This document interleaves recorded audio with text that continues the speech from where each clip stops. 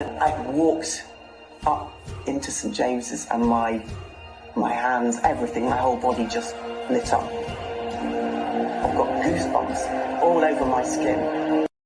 I get those goosebumps every time you come around, yeah. You ease my mind, you make everything feel fine. Worry about those comments, I'm way too numb, yeah. It's way too dumb, yeah. I get those goosebumps every time I need the Heimlich, throw that to the side, yeah. I get those goosebumps every time, yeah. When you're not around, when you throw that to the side, yeah. I get those goosebumps every time, yeah. 713 to the 281, yeah, I'm riding. Why they on me? I'm flying. Sipping low key, I'm sipping low key and honest. Find a rider. I get those goosebumps every time you come around, yeah. You ease my mind, you make everything feel fine. Worry about those comments, I'm way too numb, yeah. It's way too dumb, yeah. I get those goosebumps every time I need the Heimlich, throw that. Hey, good morning and welcome to Loaded Mag NUFC. Got my fresh orange ready. Breakfast has been and gone, but we are here to talk all things Newcastle United, all things transfers. And boys, it's been a very interesting 24 hours, I'm not going to lie. But first of all, how are you boys? Daz, Chris, how are things on this fine Sunday morning? Grand to me, not too bad, Pete. Yes, I was in a mine yesterday. Remember I was telling you in the chat, myself and Luca and my wife, Lisa, we were at a mine. So yeah, we were looking for rocks, because my little boy loves rocks. So that's what we got up to yesterday. But all good. And then all this news started breaking out. You know that little video where there, the guy's going like over the balcony edge going. Yeah. Well, I was planning on doing that with in the mine, because over the edge when I started reading this Dominic Calvert-Lewin news, it was that bad. But we'll talk about it.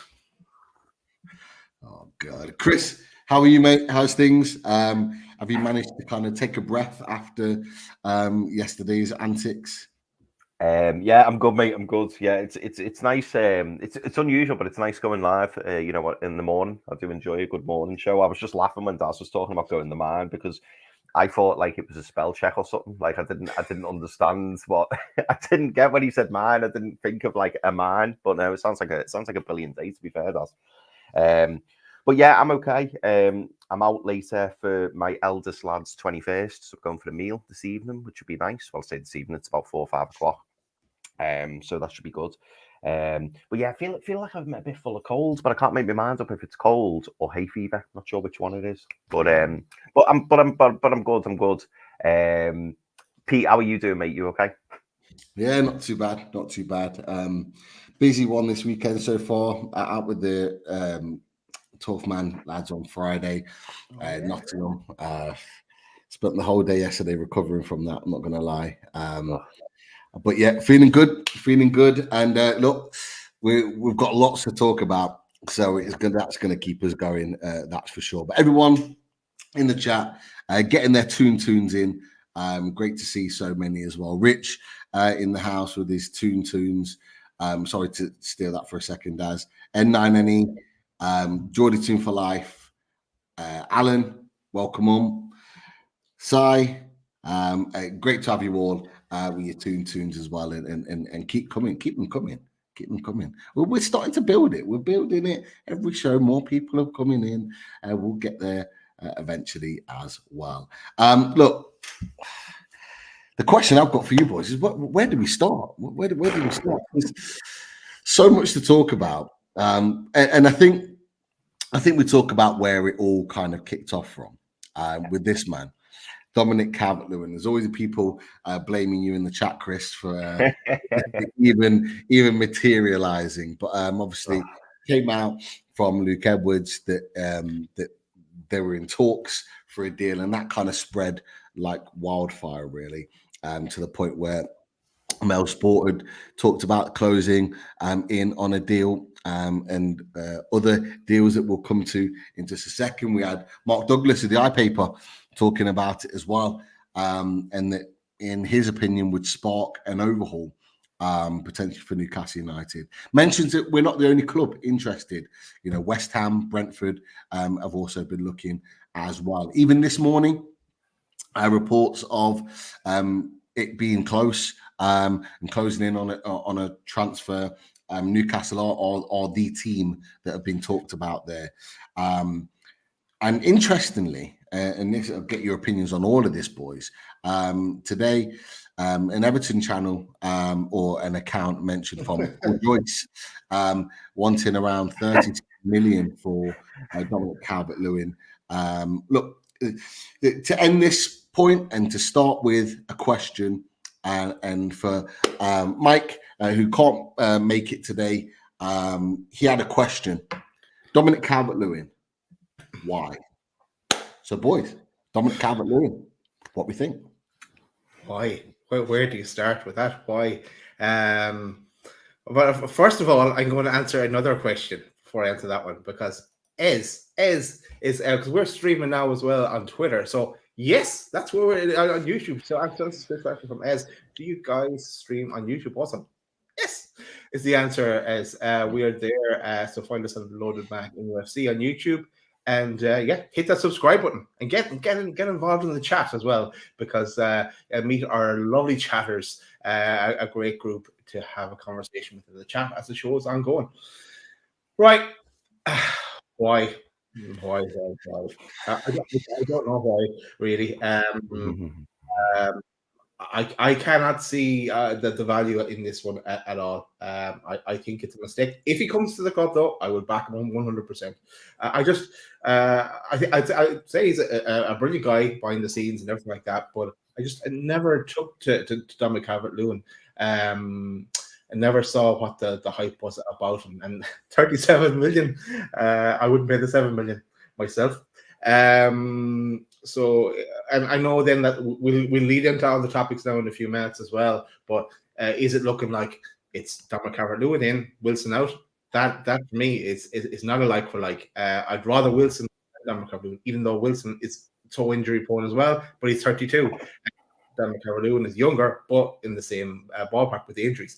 It's not a good move. I guess it though from another point of view.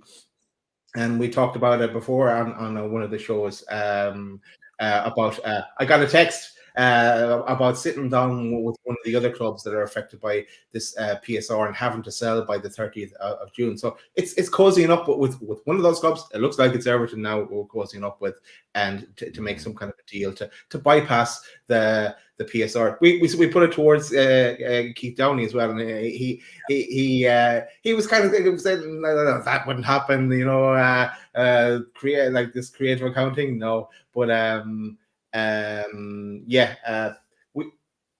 we are where we are as my system goes a bit crazy. But I can't. It's not one for me. I think it will actually happen though now. I think it's gone so far down the road. I don't believe it's a smoke screen, and I think it's one that will happen. And we'll just have to suck it up and hope that the bigger picture that we'll see further down on the line, it will make more sense. But I don't see it at the moment. Chris, the world wants to know, why have you made this happen? Why have you brought Dominic Calvert? I'm joking. Look, the news coming out. Look, you'll be better placed because obviously family support Everton. You know more because they talk about him a lot. But just in general, thoughts around Dominic Calvert-Lewin potentially being that striker option that Newcastle United are seemingly looking to bring in, mate. Yeah, so I mean, to answer the first question as to why, I think there's three reasons why. I think because he's Premier League proven. I think because he's English, and I also think because what was my third reason? Yes, because he's a decent age. I'm not going to say great. I think he's a decent age. He's only just turned 27. I think he turned 27 in March. So yes, and as Daz rightly said, Callum Wilson's 32, so he's 5 years his junior. So you could argue if we were to sell Callum Wilson and bring in Dominic Calvert-Lewin, and bringing a player who's 5 years younger, who's got a lot of football ahead of him, hopefully. I can see why they are making the move. Do I agree with it? Not necessarily. It did encourage me when I saw the article that you put up there, Pete, from Mark Douglas, when he talked about us going for 2 strikers. So Dominic Calvert-Lewin is like a third choice striker. Would be all right for me. Like I think it would be a pretty decent sign. I'm not going to lie. If you were to say that we're going to sell Callum Wilson and bring in Dominic Calvert-Lewin as his replacement and not bring anybody else in, I think that's a bad move. I think that's a real, that's a real head scratcher, because to me, you're replacing one injury-prone player with another injury-prone player who, by the way, isn't as prolific in front of goal. Dominic Calvert-Lewin has different qualities. That's not to say that I don't think he's good enough to play for Newcastle. I think on his day, I think he's a very good striker. Although I must say, again, another article that you put up there, Pete, like it's not going to be anywhere near 37 million. It can't be. He's in the last year of his deal. So I think the Toffee Blues, I think they're being very hopeful there. He's in the very last year of his deal. He didn't have a very good season last season, albeit he did play a lot of minutes on the pitch. I think they'd be very lucky to get 37 million. To be honest, I think they'd be lucky to get 25 million, being deadly honest, in the last year of his contract. But I suppose we'll have to see. I'm not doing cartwheels over it. One thing that one of my blue mates said to me yesterday, which I thought was a really good point, actually. I think he seems to think Dominic Calvert-Lewin's on about 120 grand a week at Everton. And he said to me, why would Dominic Calvert-Lewin join Newcastle for the same wages or potentially higher wages to be your third choice striker? And it did make me think, do you know what? It's quite a good point, that, actually. Nice to see back of the net in the chat. Sam and the boy, you well. Yeah.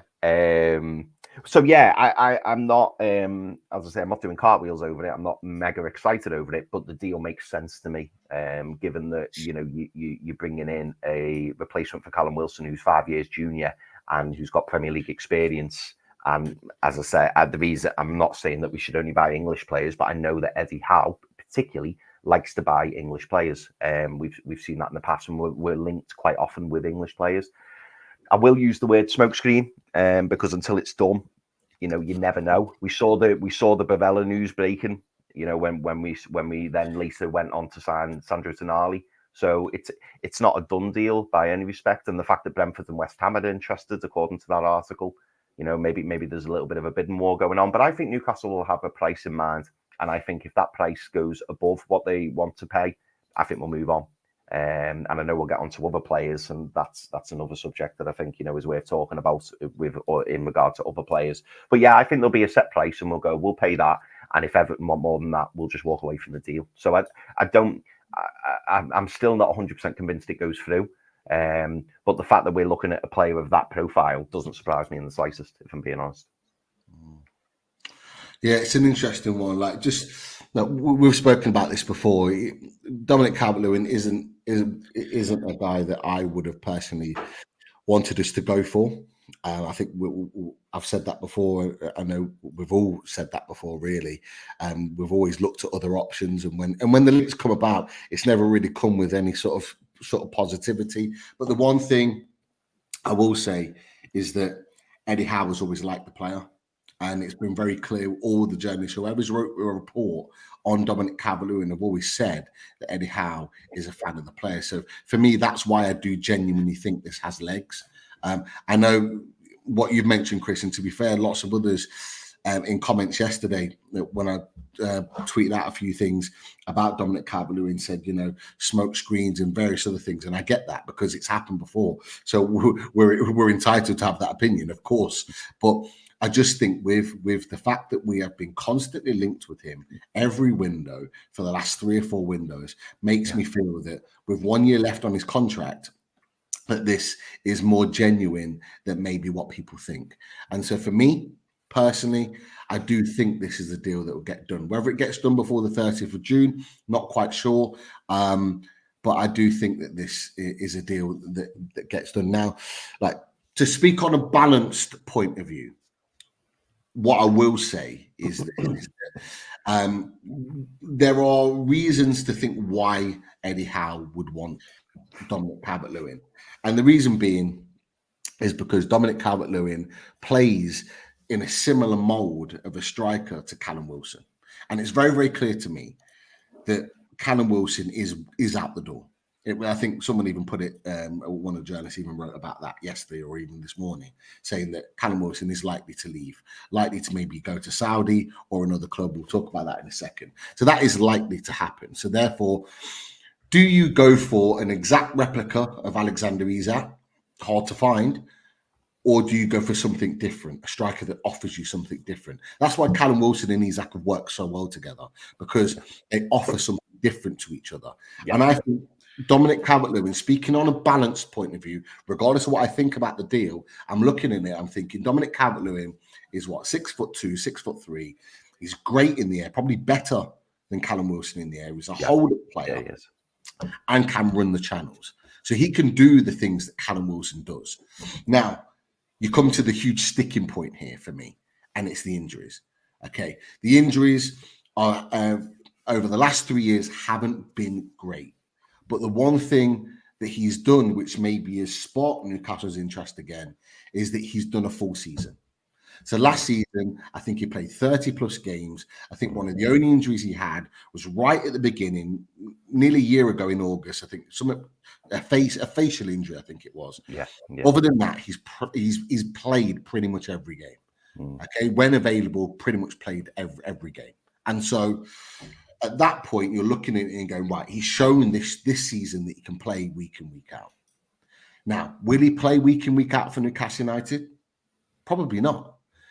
The key to this is, and you've made a really good point, Chris, with regards to the wages and all the rest of it that some of the Everton fans have said. They're asking the question, would he move to Newcastle United on the same wages? Absolutely he would. Absolutely. And the reason being is because Newcastle United are no longer a team that are fighting relegation. They're not. Newcastle United have aspirations next season to be at least guaranteeing European football. A few seconds, right? It's a bit early. It's a bit early, Pete. But with that, what I will say is that for me, I think that he would take that deal. And he would want to come and sign for Newcastle United. At 27 years old, he's going to be coming to a team that is going to create a hell of a lot more chances for him to score, more so than Everton. Everton are, and were very, very good defensively last season, didn't concede many goals, but weren't set up to attack. Newcastle United last season won the top goal scorers in the country, in the Premier League. And so therefore, Dominic Calvert-Lewin will get more opportunities to score. And I think with that then will maybe change his mentality of wanting to come and join us, and could well, not guaranteeing, but could well change our mentality on him if he hits the ground running at Newcastle United. If he comes off the bench and scores a few goals, I think the mentality on Dominic Calvert-Lewin will change very quickly. Now, that's my balanced opinion on it. Yeah. Not overly happy about that. For me, I would be looking at someone like Tammy Abrahams. And that was from Milan Matters. Apparently, he's been offered out to Milan. Roma want rid of him. He's come back from his ACL injury. He's now in a position where he's playing games. For me, 25 million euros to 20 million, roughly around that. That would be someone that I'd be looking at potentially. But look. The Dominic just to jump in there, Pete. But do you guys not think that all this is coming about the renewed interest back into Dominic Calvert-Lewin is all to do with that PSR and the 30th of June deadline, that we can do a bit of horse trading between us, wheel our deal and get something done that. We wouldn't be able to do that with Roma. Well, we could, but Villa, for example, the way that they've done it with Juventus. But it's just to tick a box for both clubs as well. And there was that interest that Eddie Howe held with Dominic Calvert-Lewin. Even Pete Graves, when he's out this, he ruled out Dominic Calvert-Lewin. He said, no, that's gone past now. So. I think a lot of it is that, and we don't know what's happening behind the scenes on that front. What needs to be done? What figures what books need to be balanced to get us over that hurdle? I think and linking back to Pete Graves, so he even said it. He said everything resets on the 1st of July, and it's a totally different transfer window after that. So we kind of just have to get things, see this through. Make sure that we don't have to look at selling Bruno, and if it means that we're keeping our star quality, balance the book somewhere, and we're going to get on to who we're going to be offloading or may have to offload in a second, but and then reset, and we can start to get excited again, because this news isn't too exciting. Yeah, no, I get it, and I understand it. I was kind of a little bit taken aback reading it Saturday morning myself. But look, you've mentioned potential outgoings, so we'll bring it up because obviously within the same day, the Chronicle reported that West Ham had in fact inquired about Callum Wilson as a potential move. Now, look, what do we make of this, boys? I mean, we've known for quite a while that there's a high chance that he could be leaving. Do you think he'll stay in the Premier League? Really, is the question. Good question. And if you're getting, like, we put it in our own chat. I hope Big Dave is watching, because we have Big Dave, the West Ham fan, on with us. We put that question to him, and he didn't want Wilson. But now it is interesting that West Ham are in the mix. To me, it would be a good signing for West Ham. And I know Chris, you had said it about when you're looking at Mikel Antonio and the replacement there, or someone to complement him, and they're good mates already. But I did read Scott Wilson's article there just before come on the show as well, and it was it talked about Saudi interest. So I think if we can get an offer from Saudi, brilliant, and it would be good for Wilson as well to see out his career, and he could do a great job at any club that would take him in Saudi. So that would be the winner on that front, because I think they'd be more inclined to pay the money that we'd want rather than what West Ham would probably willing to offer. Chris, Callum Wilson. The question was: do you think he will stay in the Premier League? Do you think he's set for Saudi? I think the key with Callum Wilson, and he's an interesting exit discussion, because he is a player who could potentially stay in the Premier League, because I think there'd be a lot of Premier League clubs interested in him, because he can still do a job in the Premier League. We saw what he did last season, even with his injuries. You know, when I always message me lads in the group chat, and I just write Callum Wilson scores goals, and that's what he does. That's what he does. Callum Wilson scores goals, and lots of other Premier League clubs will be looking at that and thinking, do you know what? If we can keep this lad fit, he's a good sign. He really, really is. I think there's more chance of him ending up at Saudi, because I think the wages on offer at Saudi would be ridiculous. He's probably more likely to get a longer deal in Saudi, I'd imagine. I reckon in the Premier League he'd get a 1, maybe 2 year deal.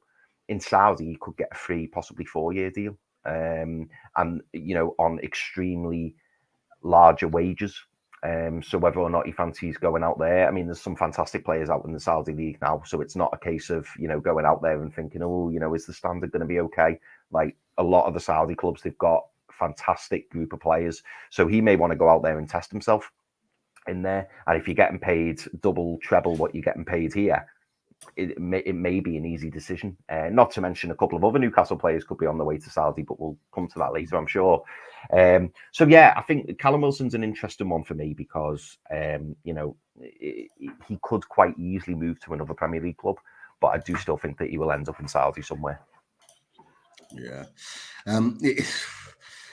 I would have expected him to go to Saudi purely because I think Newcastle, if we're going to sell Callum Wilson, we're going to want to recoup as much money as possible.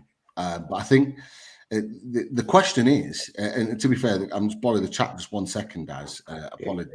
And the con lad to put here, if Casemiro to Saudi for 80 million, what is Callum Wilson worth? And I think it's a genuine question. But the question I'll bounce back to you with regards to Callum Wilson, boys, Daz, is that if he was to go to another Premier League club, how much are we actually, in your opinion, going to get for him? Because that's the big question. We want to recoup anything, surely, even if it's a year left on his contract.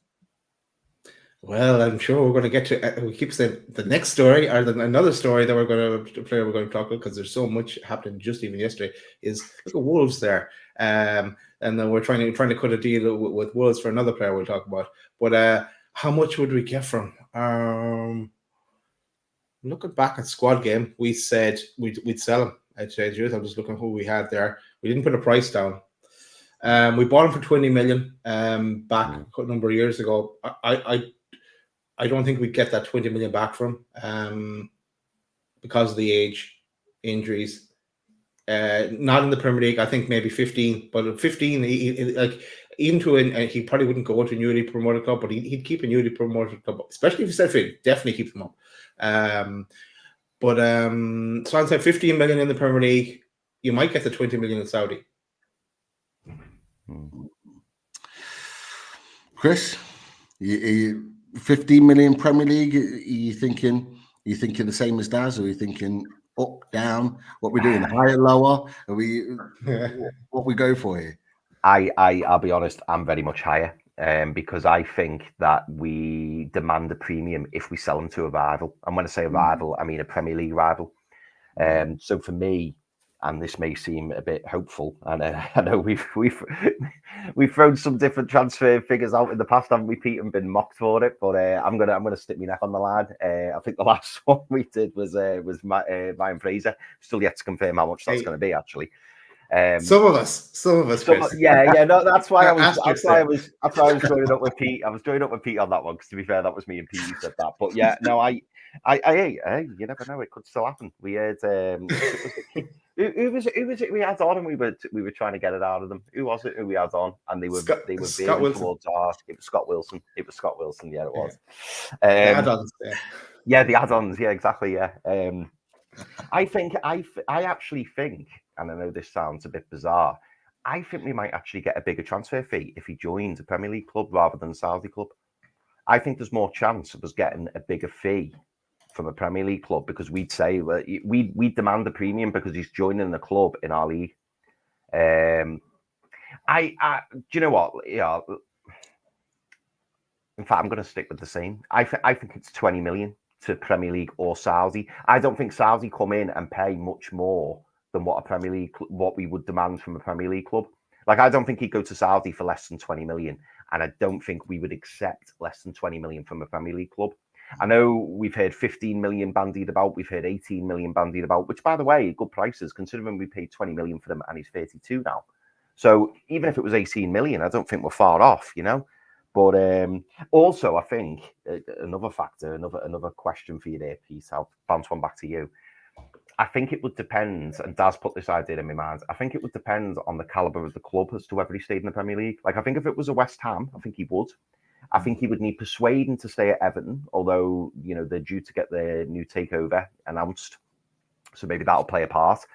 But I think a newly promoted team, or a team like a Forest or someone like that, would struggle to attract Callum Wilson, because I think Callum Wilson knows he's still got a couple of good years left in him. So unless his wages were silly, like what tier of club, Pete, do you think would be the bare minimum for Callum Wilson if he was to stay in the Premier League? Wolves. Yeah. For me, I'm looking at a team. You're right, someone like West Ham, but for me, mid-table, potentially pushing for being competitive for Europe, which is what Wolves were last season. They fell off. The squad wasn't big enough, but they played well last season. Wolves did at times, and I think someone like a Wolves. He's from the Midlands. He's a Coventry lad, going back to the Midlands, going to play in Wolverhampton. That for me would be a deal, and I agree. I do think the minimum that we should be asking for Callum Wilson is 20 million. I completely understand why Dash said around 15, just because. And David H just said it there, a couple of ones down on the chat. He's got 0 sell-on value, but that's right. Why should we care about that? Why should we care about the 0 sell-on value? We shouldn't care. If we got 20 million, we bought him for 20 million, and they sold him for 20 million.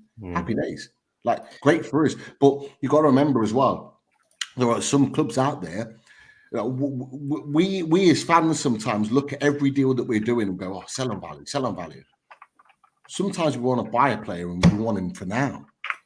And some of these clubs in the Premier League, like you just mentioned them, the likes of Forest, the likes of West Ham, the likes of Wolves, they're not going to be just signing players and looking at sell on value and looking at profits and all the rest of it. They're going to want a striker to come in and do the job now. They're going to want a striker that for 1 or 2 years is going to keep them in the Premier League or project them to the next level.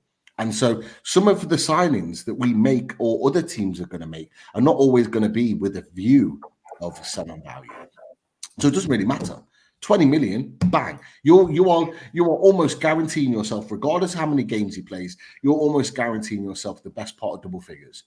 And for most strikers in teams like that, how many did Mikel Antonio score this season? I think he scored like six or seven in the season. He had an injury spell himself, but 6 or 7. With Callum Wilson, regardless of his injury record, you're potentially getting double figures from him. And if he's the main man and everything's going through him, maybe even more. Yeah. So with that and his goal scoring record at Newcastle United, it makes absolute sense to go and pay 20 million for him. And you know what? If it's a West Ham, I'm saying 25. Because you're selling him ultimately to a team that are going to be fighting in the same ballpark as us next season. Wolves may not be, could be, who knows? And then you're looking beyond that, maybe even a Fulham, just that tier below, but underneath the middle part of the table, someone like that. Who's to say Brighton don't take a snip on him? Palace. There you go. So you're looking at those teams, and not all of those teams will be looking at selling value. All of those teams can afford 20 million. All those teams need a striker. They need. You know what, Pete? Just to add on to what you've said, I think you're absolutely spot on. If you said to a Wolves, a Palace, a West Ham, whoever it may be, you're going to sign Callum Wilson, you're going to give him a 2-year deal. He's going to score between 10 and 15 goals a season in those 2 seasons. And, one or both of those seasons is going to get you Europe.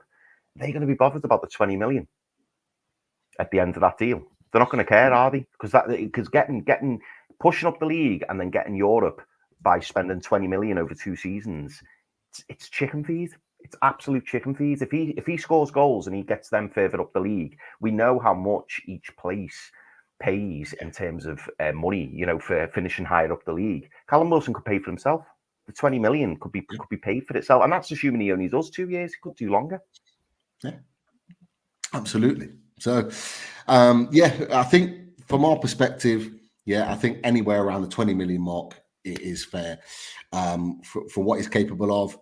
On the back of that, we're looking at a situation where we are looking for a striker, and Dominic Calvert-Lewin could well be that guy. But look, Pete, question for you.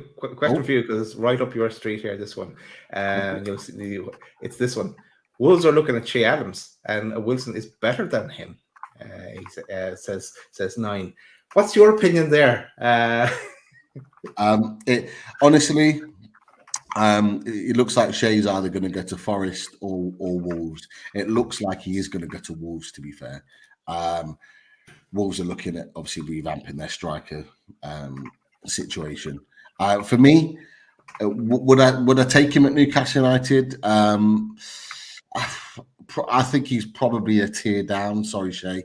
Don't get mad at me, but I would say Shea's probably the sort of tier down than what we're kind of looking at. I would probably say from Dominic Calvert-Lewin, for example, just as an example here, Shea's probably the next rung down from there. But it is a good striker. For me, he's a Premier League striker. He should be in the Premier League. He should be.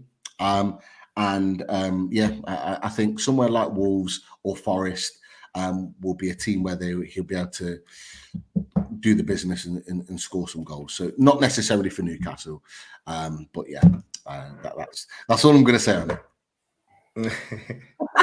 That's all I'm going to say on that. But no, good question. Look, we'll move on from the striker situation, and look, let's talk about it, because it's it's a huge topic at this moment in time. But just before we do that, meaning to do that at the beginning of the show, didn't get a chance to. Former Newcastle United player Nabil Bentaleb, unfortunately, the other day, it was a suspected heart attack. I just want to, everyone at Loaded sends best wishes to Nabil Bentaleb. Hopefully, not seeing any update on that situation, but hopefully it is looking positive.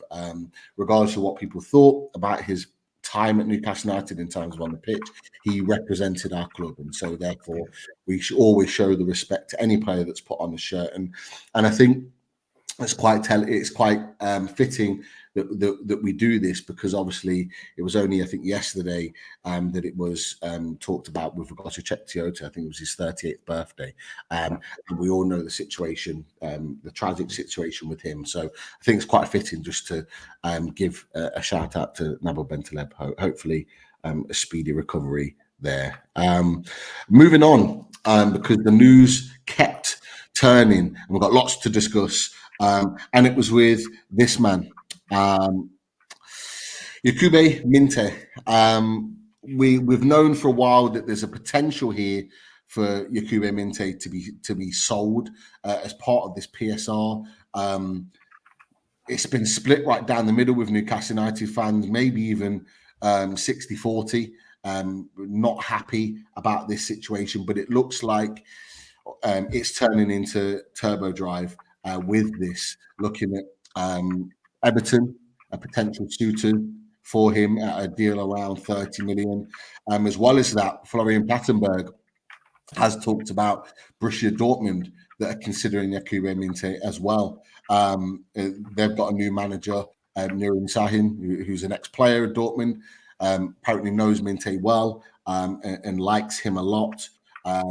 So this looks like within the next week is going to move on again. I don't believe, boys, that this will be the last time we'll be talking about Yankuba Minteh and a possible move out. Lee Ryder this morning of the Chronicle, I say this morning, it was early hours, put a piece out saying that Yankuba Minteh has agreed terms with an unnamed club.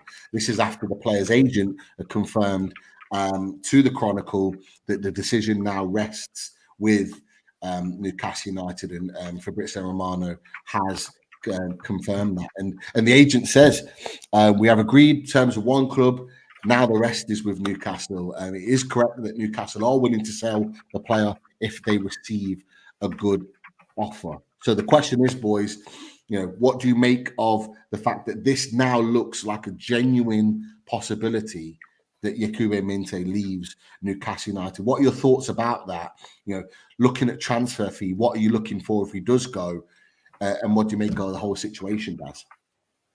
Right, before I answer, I also never avoid your question, but I have something else to say. Truls, thanks very much, Truls, for the super chat. And great to see you back in the chat as well. I know you've been on a few chats. We haven't had one of these for a while. Super chat received. The question in, Truls. Give us a question and we'll make sure we get it up there. Right. What do I make of it all? It's all the balls, really, isn't it? This PSR thing. Sooner we get on anchoring, the better, and sooner we get on to something else after anchoring, the better as well.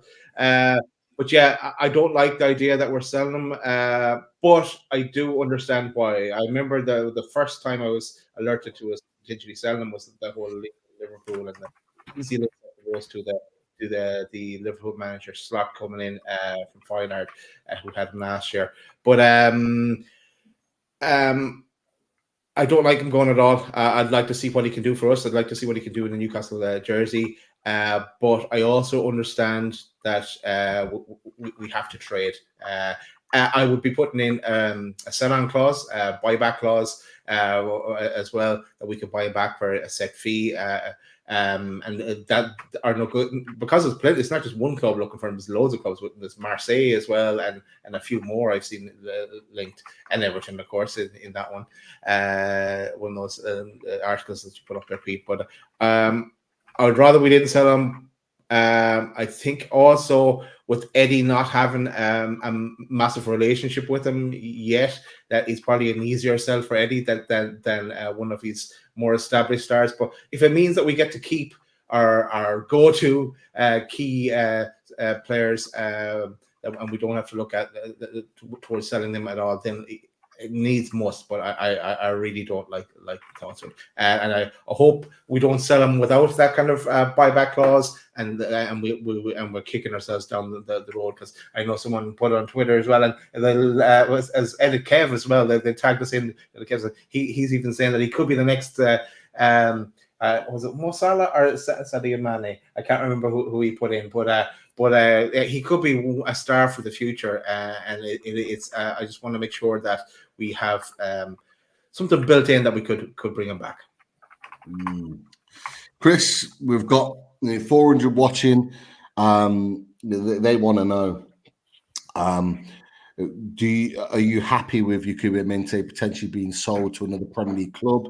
What are Everton fans thinking about the potential of Yankuba Minteh joining Everton? They all think Yankuba Minteh is brilliant. Like, they've seen a couple of videos, and now they think that yet again, like the Anthony Gordon deal, they're having our pants down. Apparently we're stupid paying 30 odd million for Dominic Calvert-Lewin, which I've told them we're probably not going to. And they all think that Yankuba Minteh is, the best thing since sliced bread. And listen, my stance on Yankuba Minteh, I'm very reserved on him. And the reason I say that is because, we've signed him from Odense. I think that's how you pronounce the team in Norway. So we've signed him from Odense. He's gone out on loan to Denmark. He's gone out on loan to Feyenoord, and he's had a very good season. He's played Champions League football. He's looked really, really good. And am I disappointed that we're potentially selling him without him even kicking a ball for Newcastle United? Of course I am. But I do get why, we are potentially looking to sell him on. And what I want to try and say, to everyone out there, and you boys as well, is we don't know how good he is. Like, we've seen him do well in the Eredivisie. And don't get me wrong, it's not like sour grapes. I'm not saying, he's rubbish, sell him on. He could be an absolutely fantastic player, but also, boys, he might not reach the levels. And if you're getting a player, if you're bringing in, arguably, this is what people are saying, 25 million plus, possibly 30 million, possibly 40 million, for a player who's not even kicked a ball for us and who we bought for 7 million not so long ago, and you're making pure profit on them, it might not be such a bad deal. I mean, look at the deal when we got Garang Kual. We were all really, really excited about Garang Kual, and I'm not writing him off yet. But I think we signed him for 300 grand. If we were to sell Garang Kual now, I don't think we're going to get 300 grand back for him, put it that way. Man United paid 80 million for Anthony from Ajax. If they were to sell him tomorrow, how much would they get for him? It's very easy to look at a player. Yeah, Jadon Sancho. Totally. How much to pay for him? 85 million, nearly 90 million. Now they're asking for what, 40? Yeah. This is exactly it, mate. And I just think sometimes it's very easy to look at something and go, it looks like he's going to be an incredible player. And I'm not saying he's not going to be an incredible player, and I hope he is, but I just don't think it's a given. Some people are saying, like, he's like the next Messi, and it's like, he's a very, very raw player. And from what I've seen, he's a talented lad. Like, there's loads of clips, with the goals he scored last season. And the goal that really impressed me more than any other goal, and it's probably the most simplest one, I don't know if you boys have seen it, it's the one where he rounds the keeper and it looks like he's going to shoot, and he doesn't, and he just takes the man on again and then just taps it in the net. Like, for me, that's just sheer confidence. Do you see the defender tries to kick the ball at him, whereas runs off to celebrate? Yeah, mate, it's just arrogance. And if anything, that's the moment that's impressed me most about Yankuba Minteh. And I thought, you know what, he's got that Isaac chill running through his veins. Like, he could have just literally lashed that and it would have gone in. But it's the fact he's like, nah, do you know what? I'll take him on again. And embarrass him. And like, when I see clips like that, it does make me quite sad at the prospect of selling him, because I think he could be something special. But as I say, boys, Premier League's a different beast. It's a different beast. And we don't know whether...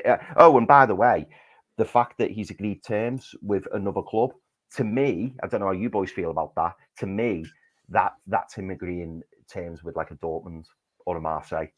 That's not agreeing terms with an Everton for me. I don't think it's a no-brainer one. Yeah, Yeah, it exactly does. It's where a team's come in and he's gone, fucking hell, I'd love to go to them, and he's just agreed the terms. I don't actually think that is a Premier League club, especially given it looks like Everton are the main Premier League club he's been linked with. I think he's agreed terms with a very, very big club. And you know what? If he goes on to be a success at Dortmund and Marseille, we'll look back and go, oh, bloody hell, that was a shame. But if it means that we don't have to sell one of our big players, one of our players who, you know, has done the business for us this season, that we want to keep, that we know can do the business, I think you have to do it. People will argue and say, oh, well, why don't we sell Miggy? Why don't we sell Target? Why don't we sell Longstaff? It's whether or not we can do that. I think if you said to Eddie Howe now, do you want to sell Target? Do you want to sell Miggy? Do you want to sell, you know, players like that off record? He'd probably go, yeah, absolutely. But are we going to be able to do that? Our club's going to come in and put the money on the table.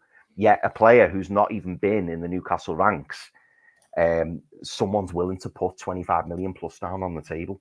And at the club looking at it and going, well, we're not going to miss him because he wasn't here. And we're making at least 18 million profit on him, if not more. That sorts your PSR out straight away. So I don't want to see him go. I'd love to see him have a pre-season. I'd love to see what he's all about. But who knows? He could play in pre-season. Everyone could go, oh, he's crap, sell him.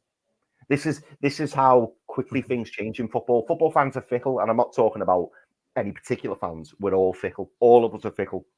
You'll have an opinion on a player. You watch him play, or they'll do something, and you'll go, get rid of him, sell him. And football can change like that. If Yankuba Minteh came to Newcastle, ended up playing a little bit of football, played in the pre-season, you know, done a few step overs and fell over or something like that, everyone go, oh, sell him, get rid of him, he's crap. All of a sudden, your opinion's changed on him at the drop of a hat. So yeah, it's a shame. Do I want him to go? No, I'd rather other players go. But is the money going to be put on the table for the other players? Are we going to be able to get rid of the other players? And maybe this is what the Newcastle hierarchy are looking at and thinking, well, do you know what? We've got the readies on the table there. Let's get rid. Yeah. I'm not happy about it. I'm not happy about losing a potential player that has the ability to build, but I completely get it. And this is the thing. This is the issue, is that we saw a player that we brought for, like you said, 6-7 million, come in and do fantastically well, and we're thinking, this is the future. This is what we're going to be doing. We're going to be buying these good young players, building them into stars, and filling them into the first team. For me, I don't think that's going to be Newcastle United's future for a while. I really don't. Until PSR changes, until we can financially compete with those top teams, we're going to keep doing this. Honestly, I said it to you boys the other week, and I maintain it. Garang Kowal, if he'd have had 2 good loan spells, he'd have been sold as well. He'd have been sold off for a profit and would have been moved on. Yankuba Minteh, as much and as talented as he is, without kicking a ball for Newcastle United, they could mark up the best part of 20 million off the back of that. How can Newcastle United in this PSR world turn that down, which could then potentially massively upgrade our overall transfer window? And we've said it before, and we'll say it again. This summer is absolutely crucial, not only for Newcastle United, but for Eddie Howe. Eddie Howe is having to, and the club are having to make a decision. They're having to say, right, can we get a markup of 20 million plus on Yankuba Minteh, a lad that's never kicked a ball for us, right, and go out there and spend and get a couple of quality players. Now, Dominic Calvert-Lewin aside, we people have got their thoughts on him, but there is no doubt in my mind that in the key positions that we want to sign this summer, right wing, and we're going to talk about centre back in a second. There's no doubt in my mind that at right centre back and at right wing, we are going to sign quality players that are going to come into this club. No doubt in my mind whatsoever. And in order to do that, if that move for Yankuba Minteh can facilitate that, then that's what the club are going to have to do. They're going to have to do that. Chris, you're right. There's no guarantees. There's no guarantees he's going to hit the ground running in the Premier League. He looks a talent. He could well be great. What you then do off the back of that is potentially put a buyback clause in there. But if you put a buyback clause in there, you're going to be marking down the amount of money you initially get for your fee. And for Newcastle United, at the time, That's probably what they're deliberating at the moment. Do we get maximum amount of money as possible? Do we, because they've had the stories out there, rumored to be valued at 40 million, rumors to be valued at 30 million. They might be thinking to themselves, okay, if we can get 30 million for that now, do we take it and take the risk of him potentially becoming a really good player? Or do we get a buyback clause inserted in there and maybe sell him for 20? The rumors around it are that, no, I don't know, I'm not a financial guy, but rumors around it is that to cover PSR by the 30th of June, we have to clear 20 million or so. So around that. Could be wrong, but that's what people are kind of speculating. So they might be saying, right, let's just get the 20 million, buyback clause, happy days, PSR sorted, let's crack on with the summer. Or they might be saying, right, you know what, let's just get maximum amount of money so it gives us lots more money in the bank to spend this summer and really back the manager. You said it in January, Chris. Why wasn't Eddie Howe backed? Why wasn't he? And the club have almost come out and said, you know, we weren't in position to, but we wanted to, but weren't in position to. Is this the summer where Newcastle United go, right, okay, we're going to have to make some tough decisions. Players are going to have to go that maybe we don't want them to go. Minteh being one of them, but we're going to back the manager to get the players in those key positions that we want to be the absolute best. I'm convinced. I think I said it to you boys on voice note, travelling back from Nottingham yesterday. I'm absolutely convinced that Newcastle United have already showed their hand. They were prepared to pay the fee to get Elise in. Were we going to get him really? Yeah. Probably not. But they've already showed their hand. They're willing to spend big money on key positions. I would not be surprised if Newcastle United, whoever they signed right wing, put down 60 M's on him and get that guy in, who's the absolute top, ready to go player in that position. I've got no doubt about it. So I understand the frustration. I'm there. This is on the Premier League, PSR, all this rubbish. It's on the Premier League. They're creating this. They're creating this. They're putting people in this situation. But the question I'd have that out there is that would I rather Yankuba Minteh go to cover PSR, or would I rather Bruno Guimaraes go to cover PSR? I know which one I'd go for. And before people jump on and say about Miguel Almiron, Sean Longstaff, and all the rest of it, that's all well and good. You need a buyer for those players. You need a buyer. And at this moment in time, there is no one coming forward. You've got Miguel Almiron that's refusing, apparently has been refused in January to leave. We were happy to let him go, refused to leave. There's rumours that could be the same again. You can't force a player out. On the back of that, Sean Longstaff, you've got to have a buyer. Rumours of Leicester, but they've got to put a bid in order for these players to go. You can't just say, get out of here.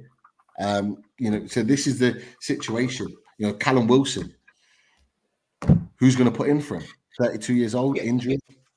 Linked into that, Pete, do you think, going on in the background, okay, we've heard some of the stories yesterday.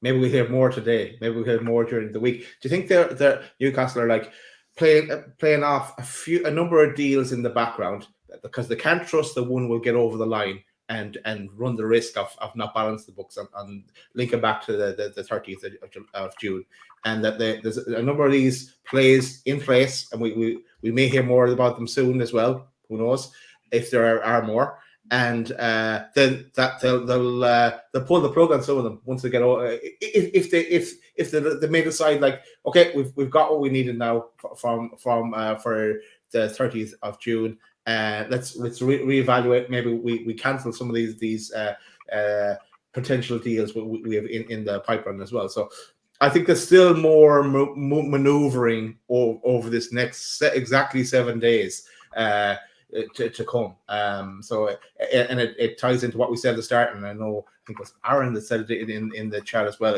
It's all this first phase of the window, and then it's a totally different ball game come the second phase. Yeah, definitely. Keith Downer said it on our show. There's two halves to this transfer window. It's unlike any other transfer summer window that we've had before. You've got until the 30th of June, and then you've got July to the end of August. There's two separate windows here. And you're right, Daz. This is going to be ongoing. I said it before, this won't be the last time we talk about this situation. And it could genuinely well be that something happens and Wolves, a Palace, a West Ham go and put 20 million down for Callum Wilson and say, yeah, we'll take Callum Wilson now. And Newcastle United go, it's a deal. And they turn around and go, you know what? PSL sorted. Let's bring Yankuba Minteh in. Let's have a look at him. And they decide against selling him. That could genuinely happen. Or Dortmund, Everton, whoever can go, right, here's the money. We want Yankuba Minteh now. We need to sell him. And Newcastle United need to move him on. But as you've said, we need to cover that cost of some way, shape, or form in the next 7 days. It has to happen. And therefore, a decision will be made at some point. Who it is, who knows? But Yankuba Minteh is the one. You decide. Well, I wish we could. I wish we could decide. But the one thing I'll say is that Yankuba Minteh, before we move on, Yankuba Minteh is the one that causes the least amount of disruption to this squad. The squad stays the same. He has the least disruption because he isn't part of the squad at this moment in time, and that's just the reality of it. Truls just put in there, and we'll ask the question just because he put a super chat in earlier and didn't ask the question. I'm just still there. He put, who would you guys buy, Dominic Calvert-Lewin or Serhou Guirassy from Stuttgart for 30 goals this season? Very good strike. Who would you decide? It's an easy one for me, but there are caveats to that. Yeah, I'd go for Guirassy, even though I haven't done an awful lot of research on him. I did look up when his name was linked before, but I'd go for him over Dominic Calvert-Lewin. Straight away. Chris, same? It would depend on price. If Guirassy's much cheaper, I'd pick Guirassy. And, clearly he's banged a lot of goals in this season, but this may or may not surprise you, but I don't think you can underestimate the value of having Premier League experience. So for me, it's not a straight easy Guirassy, because like I've said to you boys before when I was talking about Minteh, would Guirassy fit the Premier League? Would he settle in the Premier League? Would he settle in England? I don't think it's as clear cut, maybe, that it's definitely Guirassy for me. It would depend on price. Obviously, if Dominic Calvert-Lewin was 30 million and he was 17 million, I'd say Guirassy 100%. But I mean, how old's Guirassy as well? Is Guirassy 28? Is he? Yeah, 28. Yeah. If it was purely down to price, I'd say Guirassy. If they were both exactly the same price, I would probably lean towards Dominic Calvert-Lewin, which may surprise some people, but I just think, in terms of settling, in terms of, knowing some players in the squad, Dominic Calvert-Lewin obviously would strike up a really good relationship with Gordon. I think he'd settle very comfortably in the team. And let's not beat around the bush as well, boys. If Guirassy was to join Newcastle and, not play much football or not getting ahead of Isak, would he cause issues? What's his temperament like? What's his personality like? It's all stuff that we don't know. And it's so easy, I know sometimes people will say bringing in a foreign unknown player, it's exciting. No one knows what he's going to be like. Everyone's seen Dominic Calvert-Lewin and they kind of know what they're getting with Dominic Calvert-Lewin. And sometimes the unknown is exciting. But are we in that position? If the price was hugely different, I'd pick Guirassy because he's cheaper. But if they were both the same price, I would pick Calvert-Lewin myself. Guirassy is the obvious choice. But there's one little caveat there, which is why we probably aren't going in for Guirassy, and it's wages.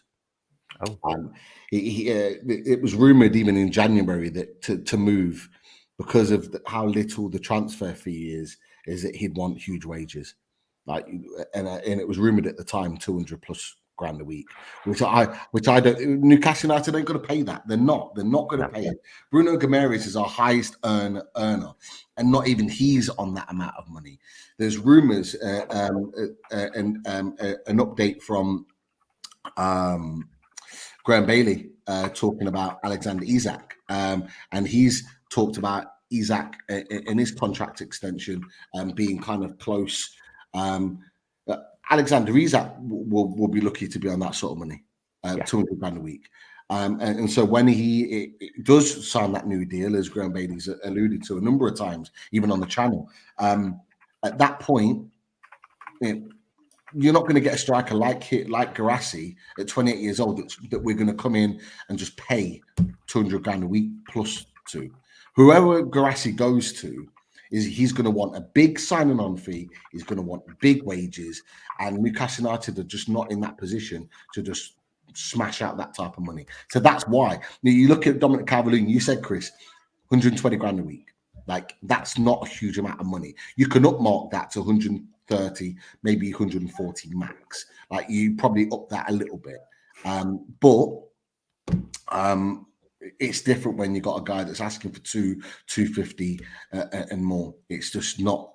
It's not likely. But look, again, the Yankuba Minteh situation is going to be ongoing. I do genuinely think that there's a chance that he could potentially leave the club, and I have to say, an update on here with regards to the Secret Scout reports that Newcastle and Blackburn have held talks about another young talent, 16-year-old Rory Finneran, centre midfielder.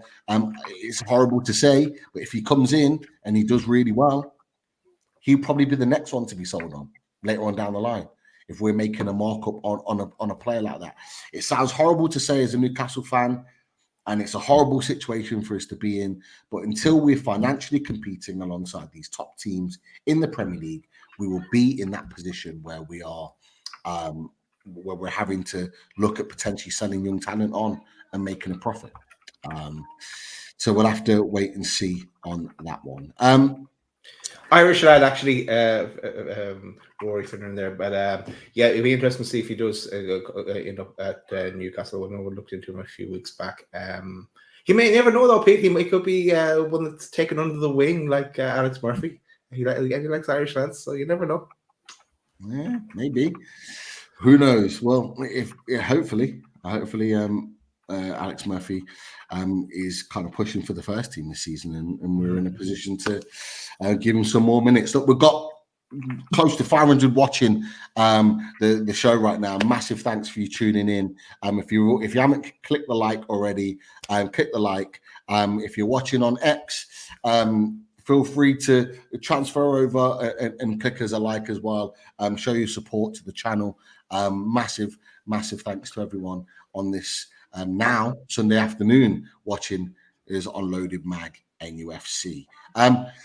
It moved very quickly again into another priority position, centre back, because we had Max Kilman talked about as a potential player of interest, and John Percy of the Telegraph put an exclusive out that Newcastle United had, in fact, in the last 24 hours, made a player plus cash offer to Wolves, and that player was Elliot Anderson, but the proposal was rejected. Really interesting turn of events regarding the situation. Max Kilman is a player that we know of, but hadn't been linked at all recently up until yesterday. Boys, what did you make of both things, really? The fact that Max Kilman was a player that Newcastle have targeted and bidded for, and then Elliot Anderson being part of that deal. Like, what do you make of both of those things? The right thing to do, the right target. What we're thinking, Dad? It's another strange one in a strange day yesterday. Kilman, we were linked to him back.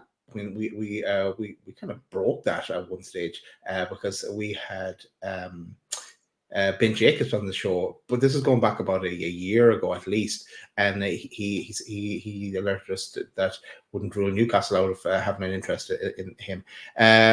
I think Napoli were ruled out with a 30 million, or I'm not sure if it's euro or pounds bid as well, and of course the West Ham are looking at him because Lepakeji, however you pronounce his name, he had him at Wolves when he was there as well. So it is strange. And then selling one of the Jordi Maradona, putting him in the mix there. That I didn't see that one coming at all.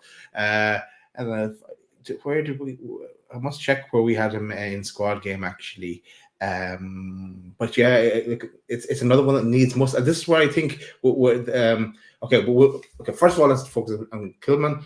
We need a central defender that can play on the right. I think he's left-footed, but he can play on the right. So we need someone there, no matter what. He's 27, so I would like to see someone a bit younger, but he's a quality player, and he hasn't missed many games, I believe, as well from reading about him again.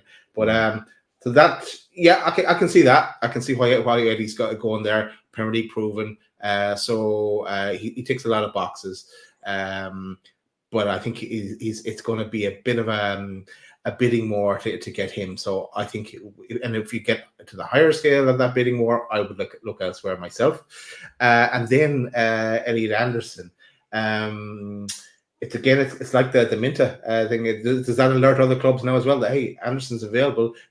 We can go there. We can put in a bid, and it's one of these deals that they're putting out there on the table. One that we've heard about. Anderson could be involved in other deals as well, and we may pull the plug on it if we get what we need to get us over 30th of June. But if needs must, I'm afraid we're going to have to do something to get us over this hurdle. Definitely, Chris. The Max Kilman situation. A few people in the chat are saying, he's a left-footed centre back, not really something that we should be looking at. What did you make? What did you think when that kind of came out? Max Kilman, would he have been someone you'd have kind of earmarked as a potential option for Newcastle? I mean, he's another. It kind of goes back to the Calvert-Lewin conversation in that he's English, he's Premier League experienced. So it doesn't surprise me that we were linked with Max Kilman. Max Kilman, by the way, is a very, very good centre-back. I must admit, I hadn't realised he was a left-footed centre-back. It was only when I read about it, because I do see him on the right a lot. We know that Eddie likes the balance. He likes his right-footed centre-backs and his left-footed centre-backs. So you could argue that maybe, that would work against him, given that he does predominantly play on the right of the centre-back pairing. But Max Kilman can also play in a back three as well as a back four. That will be an advantage, because Wolves do tend to play with three at the back with the two high wing backs. We've seen that. So the fact again that he's got flexibility, he knows how to play the system, because that could be something that Newcastle move to going forward. Who knows? Doesn't surprise me that we're linked with him. I think he's a really good player. And also to mention, boys, captain as well. So again, another leader, someone who would potentially form part of the leadership group going forward.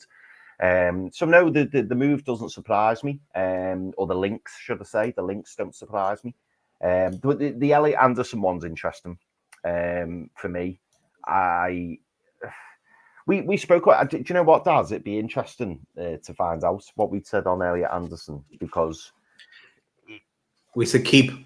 Actually, we said keep. Yeah, I mean it's a funny one, and I think we spoke about this a while back, probably during the squad games, and that I think Elliot Anderson's a tough one, because is his flexibility going to be his downfall? The fact that he likes to play left wing, but we're really heavy on left wingers and players above him at the moment. You've got Anthony Gordon, you've got Harvey Barnes, you've got Joe Linton, possibly Joe Willock. So he's third, fourth choice in the left wing position. Then you've got left centre mid, which is where we've seen him predominantly play. And the players he's got to try and get in ahead of, is he going to play much football? I'm trying to think, did we discuss the possibility of loaning him out this season and giving him a full season somewhere else? I mean, the move doesn't surprise me massively, in that, he's a pure profit player as well, because he's come from the academy. If we sold him on, we would get maximum value for him.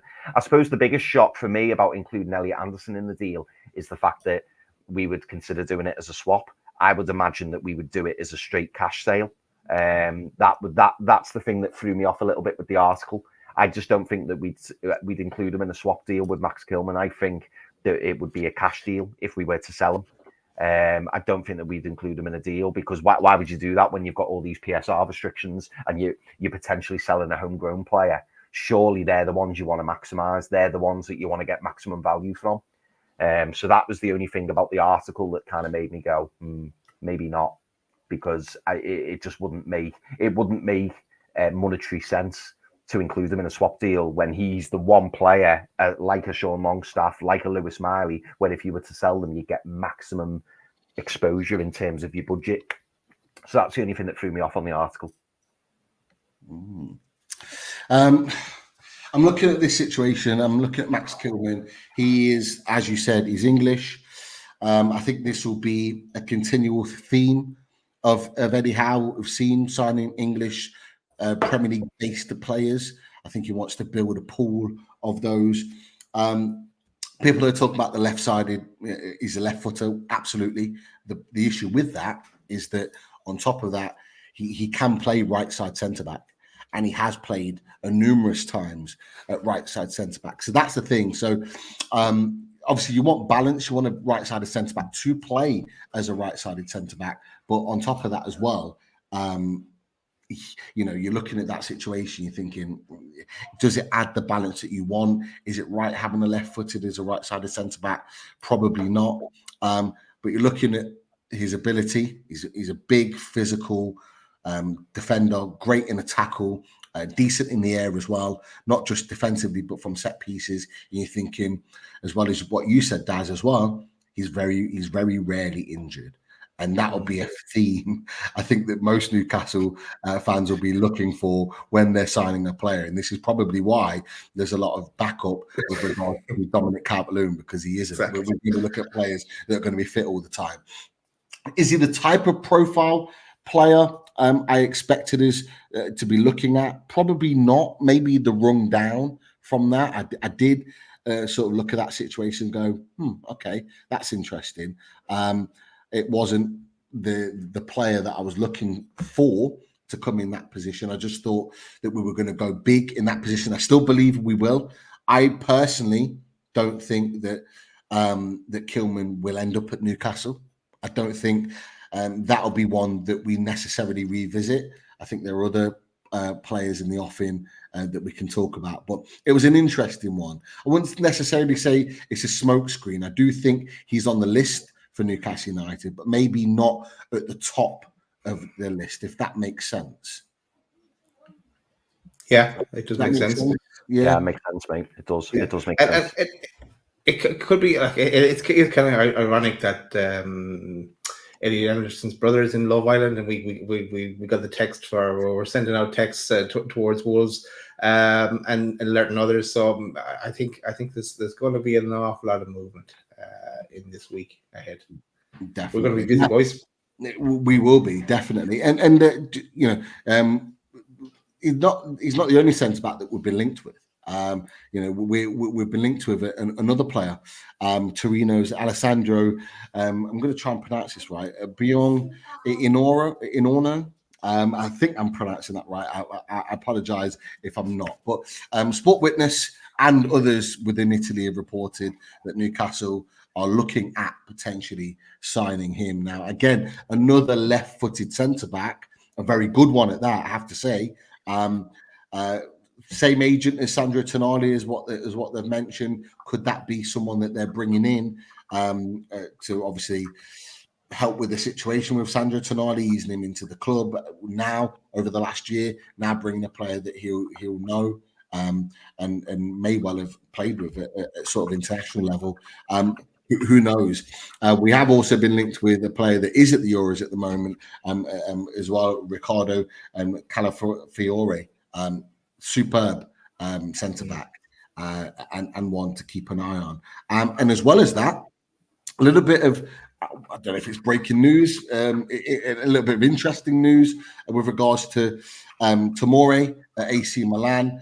Football Transfers have put out that CN.com in Italy have said Newcastle are interested in Fikayo Tomori. An offer of 40 to 50 million euros could be or a potential to open discussion. So that's just been coming out sort of within the last hour.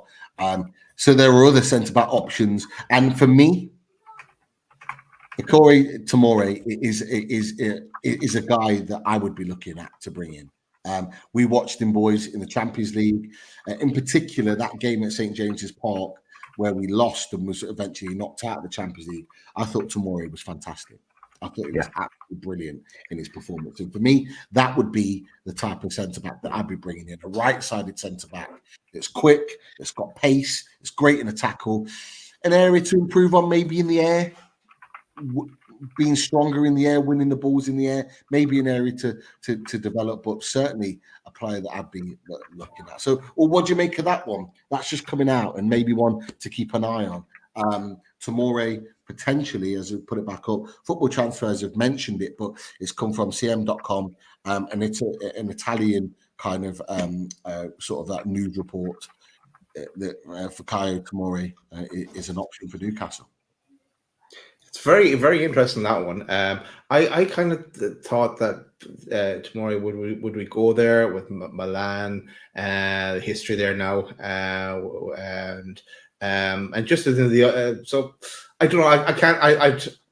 I give that one a 20% chance of happening. Maybe 25% chance.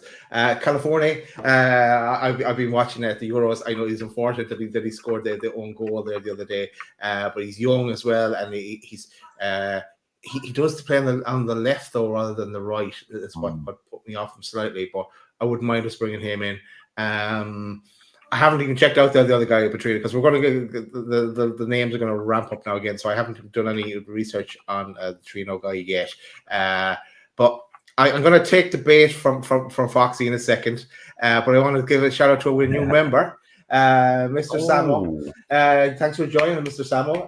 If you'd also like to join Mr. Samo and becoming a Loaded Ultra, click that join button, and that for £2 or wherever you are, that will you can become a member. You get into the load draws. We also have our Euros draw for our existing members ongoing. Sorry, not a draw. Our sweepstake ongoing in the background. We'll give you an update on that once some teams get knocked out and we get see the pairings up.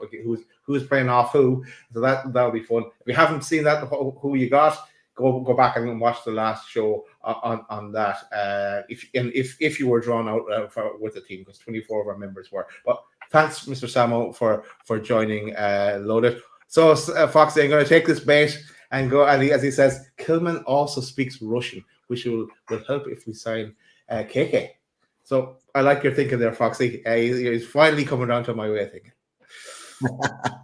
Working around eventually, you get in there. I break him. I knew I'd break him. For sure. And look, I've mentioned it before, just really quickly. The deal for Jean-Claire Todibo and Man United can't happen because of UEFA rules. For me, I've talked about it before. Jean-Claire Todibo is the guy that I'd be looking for as another option at right centre back. He again has the build, athleticism. He has all the tools to be a really, really good right-sided centre-back for Newcastle United. So he's another option too. So, look, there are options out there, that is for sure. And another one to throw out there, Nikola Milenkovic, who is getting a lot of interest from Premier League clubs. Played in the Serbia defeat to England, played really well, did a good job on Harry Kane, Fiorentina, so regularly in European competition. You still have Fiorentina? I believe so. He was playing there at least over a year ago. So I would suggest that he is. He's still there. So again, other options there of players to be looking at. But look, one of the kind of last areas to sort of look at really is the next bit of interesting news that sort of came about on the back of yesterday. So not only were there other players potentially going out, players coming in, you have then the opportunity of looking at a right winger. And within all the kind of noise around Max Kilman, there were noises around an inquiry for Pedro Neto.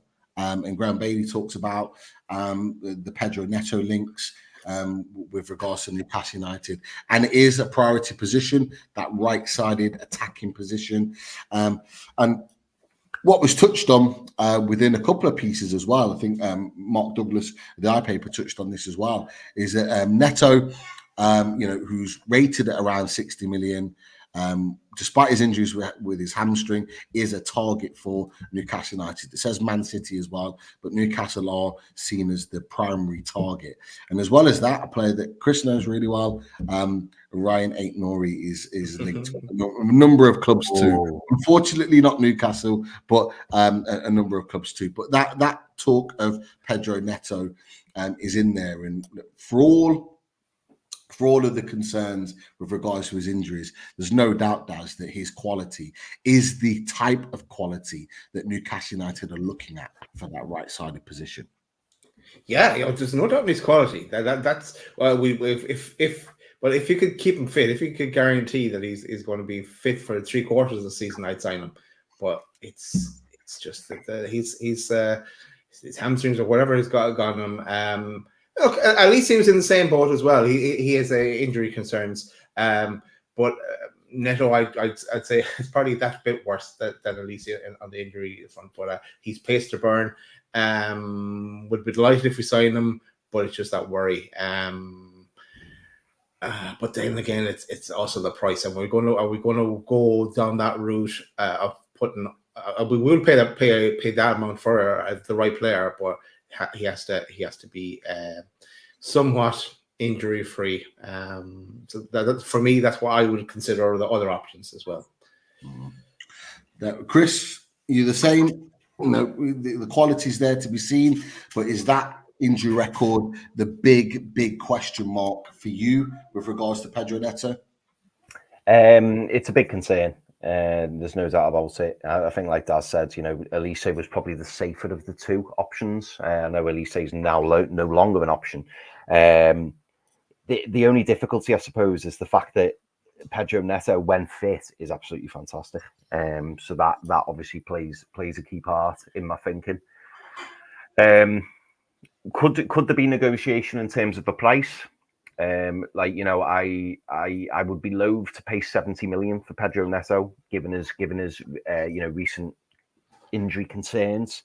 I don't know whether Wolves would accept that, but if you could get Pedro Neto anywhere between 50 and 60 million, I think he's worth the risk. If they wanted 70 plus million, I think you'd need to look elsewhere at that price, because when he's fit, brilliant, but when he's not fit, which is quite a lot of the time, then it's a problem. He's a great age. I think that is safe to say. He is a great age. So that is a good thing. But the injuries are just a big problem, because what we don't want to do is sign a player who, will only play 50, 60% of the games, because we don't need that. We need someone who's going to come in, play a lot of football, and make a huge difference on that right-hand side for us. This is it. With Pedro Neto, the ability is there. There's no doubt in it whatsoever. I think without the injuries, I think a Man City comes in for him. Man City take him. A Liverpool maybe. I think he gets swept up by one of the kind of considered big boys, if that wasn't the case. But it would be a little bit of a risk with regards to his injuries. But with how light Wolves' squad is, they had to kind of literally push him to the limit, because he was such an influential player. With Newcastle United, with strength in numbers, we might have to always push him to that limit. Eddie Howe, keep pushing to the limit. You break him again. I'm saying that, and in my mind, I'm thinking, please don't be any more injuries. Please don't be any more injuries. To be fair, last season, I'm still putting down as an anomaly, because the season before that, we were much better with injuries. But we're hoping we're building a team where we have strength in numbers. It's kind of what I'm getting to with regards to that. So, look, this is the quality is where we're going to be in the ballpark. This is where we're going to be looking at. This is the type of level of player that we're going to be fighting for. And Elise and Pedro Neto, they're up there with each other. They're up there with each other in terms of injuries and well as playing ability. And so for me, I do think he would be a viable option. Is he worth the 60 million? Not quite sure with that injury record. I think maybe a 45 to 50, a little bit more of a Gordon type fee would be more of a reasonable. But Wolves don't need to sell. And this is the thing that they've said time and time again with Max Kilman, with Pedro Neto. They don't need to sell for PSR reasons, so they can be as forceful as possible to kind of say, right, But if you want him, you have to pay above what he's probably his value market is. And that might be the difficult one. But as we've said, boys, he will not be the only option. He won't be the only option. No, I just want to go to a point from Travis Fickle, because now we're open to all miracle workers, but a suggestion from Travis says that we need to bring in Jesus Christ himself as the physio, with DCL and Neto coming in as potential signings. So interesting comment there on a Sunday, Travis. I like that one. All right, where we go next, boys? Any questions from the chat? What the chat saying? Yes, where do I start in the chat? There's some even saying how out from Tiger Studios. It's interesting take on things as well. But let me see questions. We'll go to one from Johnny Greenwood. Does DCL score more goals in this Newcastle team than Wilson next season? I personally think Wilson, DCL would be an underwhelming signing. What do you think, boys? Go on, Chris. Yeah, I don't think DCL scores more than Callum Wilson. I definitely agree with Johnny on that. I think Wilson scores more goals. The only thing is, as we said earlier, Johnny, is obviously, Calvert-Lewin's 5 years, Wilson's junior. And I said it to someone else in the chat earlier who was talking about Calvert-Lewin's goal scoring records, which was a good point, by the way. Look at the numbers Anthony Gordon was pulling up when at Everton. Calvert-Lewin, if he joins Newcastle United, I think he's going to get far more chances. He's got a far better team around him, so I think you could see far better numbers from Dominic Calvert-Lewin. I still don't think he scores as much goals as Callum Wilson, though. I mean, Callum Wilson scores goals. We know this. What I'm putting it down to is you got to remember where Dominic Calvert-Lewin's coming from. I'm not saying he's going to score more goals than Wilson. I think Wilson will score more goals if they had the same playing time, same opportunity, because I do think Wilson is the better striker. But what I would say is you've got to remember where Dominic Calvert-Lewin is coming from. He's coming from a team that is ultra defensive. You've got to think Burnley here. This is what Dyche has built at Everton. He's built a Burnley team effectively that are very hard to break down and will get the odd goal here and there that will win them the game. They don't pepper teams with chances. Newcastle United have proven this season that we can create, and last season, that we can create and score a lot of goals. All I'm going to say in there, I've said Wilson will score more goals than Dominic Calvert-Lewin. I said Wilson's a better striker. He is. But we've got to think about Dominic Calvert-Lewin getting more chances to score goals in this creative Newcastle United team. Could he score more goals than he scored this season? I think he was in all competitions. I think he was about 10 or 11 goal contributions overall. Could he get more in a Newcastle team? And then you've got to think about the fact that Dominic Calvert-Lewin played a full season, pretty much 30 plus games last season. Callum Wilson didn't. So given more opportunities in a more attack-minded team, while staying fitter than Callum Wilson, maybe you're likely to score more goals. I don't know. That's just one for us to consider. Look at the form that Calvert-Lewin showed when Carlo Ancelotti was manager at Everton. He literally couldn't stop scoring. I think he went on a run of scoring in like 6 or 7 games in a row, kept scoring goals. But that's not wholly down to Carlo Ancelotti, but he clearly got Everton playing a certain way, which fed into Dominic Calvert-Lewin's overall play. Like, I think that made a huge difference. And again, do you know what? I'm very conscious. I sound like I'm pro Calvert-Lewin, and I really want Calvert-Lewin. And pro Everton.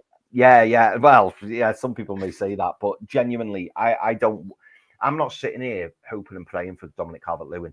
I think I said this to someone in the chat. I think I'm kind of mentally preparing myself and trying to understand why we're going for him. And I get why we're going for him. Do I want him? And is he top of my list? Absolutely not. But, the move kind of makes sense because he's a decent age, as I said earlier. and he's a player whose levels will lift if he joins this Newcastle United team. I agree with you, Pete. I think we see a different Dominic Calvert-Lewin. The biggest question is whether we can keep him fit. But if he walks through the door at Newcastle, as Dad said at the very start of the show, we'll back him. Obviously, we'll get behind him. But you know, I'm not wholly sold on him. Would it be the striker I'd go for? Probably not. But the move does make sense, and I do see why Eddie Howe and his team are potentially interested in him, because he does have qualities that he could bring to this Newcastle team and give us another option off the bench. That's the thing. A lot of people in the chat are saying, "Oh, Dominic Calvert-Lewin, really, like we're agreeing with it. Like we were happy to see this deal come through." We're not. Well, there's other options there. If you watch back the show, we've given other options that we'd much rather prefer. But the reality is, it's likely to go through. So we have to get that in our heads. And the one thing that we can't be as Newcastle United fans is already dooming him to fail before he's even signed for the club. Before no good for anyone. It's not exactly. You're absolutely right, Dad. It's no good for anybody hammering that lad before he's even kicked a ball. He might not sign. If he doesn't, this conversation is nil and void. If he does sign, though, we need to back him, because he's going to be the backup to Alexander Isak, and we want to be fighting for European football, potentially Champions League next season. We're going to need him to know that we're behind him to give the best for this club. There's no point saying he's rubbish, he's this, that, and the other, and like already writing him off. As I said, he'll be in a more attacking team. He's got the opportunity to potentially score goals. If he doesn't do it, then that's a different conversation. If we're putting chance on a plate for him and he's not finishing them, if he signs for Newcastle, that's a different story. Then we can get frustrated with it. But to get mad before he's even signed for the club, there has to be a level of balance here. You can be not happy with the fact that he's potentially coming in, but then there's got to be a balance to go, right, okay, let's have a look at him and look at the situation. Can there be some positives to be seen from here? And there may be a couple, but it is what it is. Well, that's the first question answered anyway. Let's move on to the second question. Also, Johnny V, away from a caravan in Cornwall, wherever you may be, make sure you hit that like button, and I hope you're enjoying your weekend. I see Shane Mawson as well. It was in the chat earlier, member for 29 months. It's late evening for you, Shane, so thanks for taking us. Normally catching up in the morning, so it's probably night actually now. But I want to go to this question from Foxy, because I think it's a good one. Someone we haven't mentioned is question: do you think maybe we're moving on a top prospect like Minteh for a good profit to bring in a free English right winger with potential like Cruzier Drewbury, who was from the Arsenal, a lad from Arsenal who is leaving on a free, I believe. From a financial point of view, it makes sense. So that would be interesting if we were to pick up him. He's likened to Saka, from my reading previously. So interesting if that one. Anyone want to say anything there, or we'll move on to the next question? Good point. He's still quite young. I think he's 16 or just turning 17, so he can sign his first pro contract, which is why we're getting him. So for me at this point, like I think in the long run, I think Foxy could be absolutely right. But for now, for the here and now, I don't think he touches the first team for at least a couple of years. I'm going to go to this one from not to this question, but I remember one from Jack earlier. But he says formation change next season ? But he also says maybe we should be looking at a right winger for Bayern. He said earlier as well, because with Bayern bringing in Elise, who do they have in the right wing? I can't remember, but maybe an option first. If you know, jump in and shout, lads. Also, Shane Mawson says, "All right, lads, it's coming home," because Shane picked up England in our sweepstakes, so he's for the one time in his life, he's cheering on England. We hope so. Letting everyone know about it. That's Claire asked a very important question, but everyone's dying to know as well. Is tomorrow the day for Bruno for the clause to end? We've no official confirmation on that, I don't think. Well, Bruno Guimaraes is the topic of conversation, and this rubbish report, Steve K, fair enough, from Football Transfers, but player plus cash offer. I think it was something around 60 million and Emil Smith Rowe as a potential deal. Nah, it ain't happening. He ain't leaving on a player push plus cash deal. And yeah, for me, I thought it was Monday. I've got a feeling it's going to be the 30th, because I think if it was tomorrow, the deadline, I think we'd have heard a lot more about it in the news by now. So I think we're going to have to wait another 7 days. And with all this madness going on, and I'm not getting excited about it. I do think there's a good chance he stays at Newcastle United. He'll definitely stay beyond the 30th of June if no one triggers it. But just as we had with Dominic Szoboszlai last year with Liverpool, they triggered the clause on the day of his deadline to get the deal done. So with 7 days to go, I'm not getting excited about it, because things can change just like that when someone's got a release clause. So that's just where I'm at with it, boys. I'm going to go to two more, and then we close it out, because we'll run over time. We are over time already. But the Conrad had says, I think Elliot Anderson is being offered around. So yeah, that's a good point. I think that we'll be touching that in the show. We might see his name linked to a few more clubs. But Dave Bowman asked, another member asked a question: is there too much focus on Premier League experience there? I myself, I think yes, but this is Eddie's house way, and he's the manager. He makes a decision. He lives or dies by it. So I think it is what it is. And I would myself mix and match, bringing in more European players and bringing in young South American players to like Marcus Leonardo, who went to Benfica that time. And for really, really cheap. But lads, what do you think? Is there too much focus on Premier League experience? I think at times there is. I do think at times there is. I mean, it does help, because when you're trying to better play it in, you don't want to bring in a player who, potentially is going to disrupt the squad, kind of not get the culture, struggle to bed in. I do see the value of bringing in Premier League proven players, or players who are used to playing in the English Premier League. But I think there is some exceptions to the rule, and I believe, and we've said this loads, haven't we, boys? I believe there is like a catalogue of players that we look at, and there'll be certain players who, regardless of whether they've got Premier League experience or not, that we would just push the button on and go and get. We've seen it with Isak, we've seen it with Bruno, we've seen it with Botman, Tonali. I think there's certain players who we go, do you know what, they're there. If they become available, we just go and get them. And we've seen that in the past. However, if we're looking at players who maybe the level down, or players who are maybe second or third on the list, I think Premier League experience comes into it, because if there is any question marks, if there is a little bit of uncertainty over certain aspects, their fallback option is, well, do you know what, the Premier League experienced, or they're English, so there's not going to be that cultural issue. There's not going to be a language barrier. There's not going to be players moving to Newcastle or moving to England for the first time, and then they're like, oh my God, they're not settling, they're not happy, the family are back home, all stuff like that. But I think that is all cast to one side if the main man becomes available. And like I say, we've seen that in the past. But when there's a little bit more risk or a little bit more uncertainty, we always go with the safer option, which is why I think we go for the Premier League or Premier League experience, or maybe the fact that, they are English or they speak English.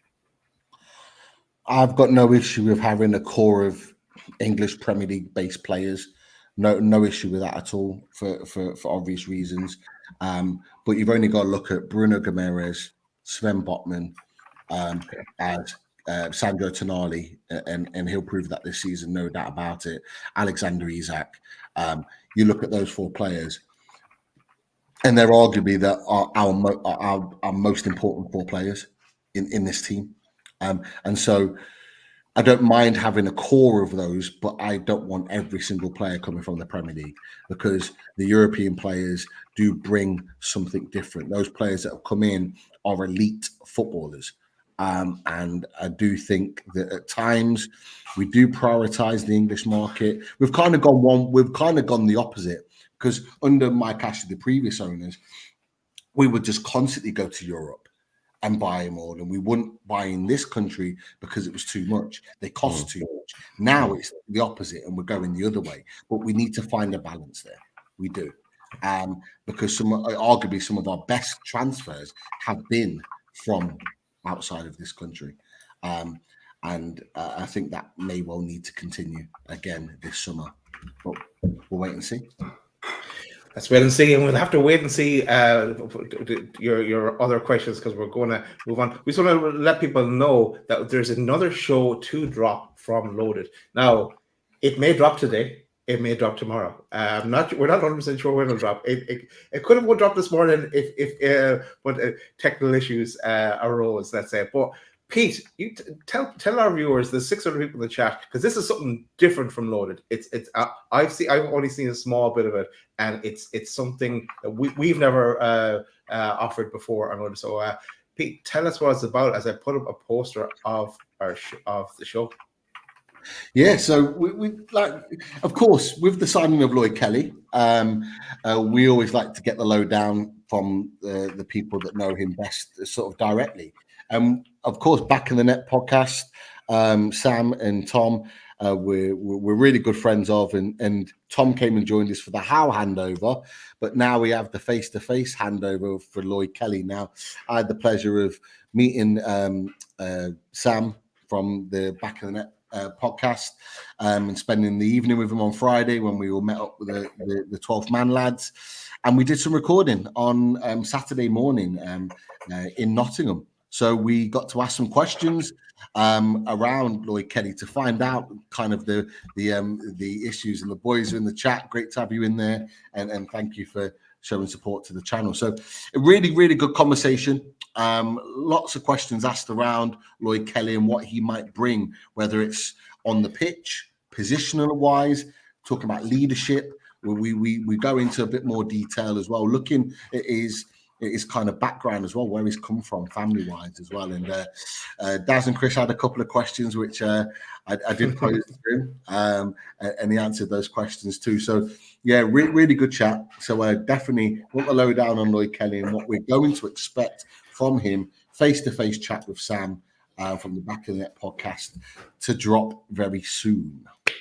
Yeah, we will drop that in. It'll go as a premiere with it set up, so there will be a possibility for live chat if people are around at that time it drops. But so stay tuned for that one. And I have a feeling it's not the last you've seen of us this week. But go enjoy the rest of your Sunday, the rest of your weekend, whatever you might be up to. Smash that like button on the way out. Thanks for sticking with us, and we shall see you soon. I guess only one thing left to say. How'd you like that? Good night, everyone. Or good day, everyone.